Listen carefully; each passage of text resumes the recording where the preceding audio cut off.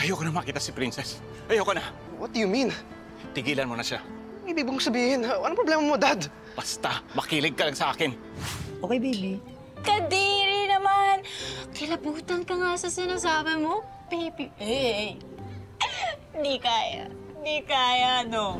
Yung like ako parang momster lang yun.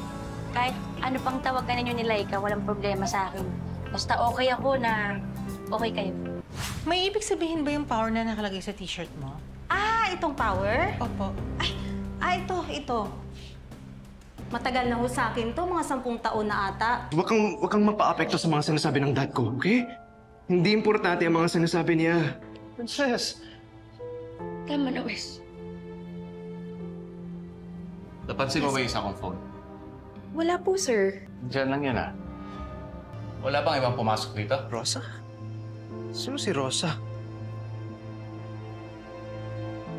Papadyak hanggang sa dulo.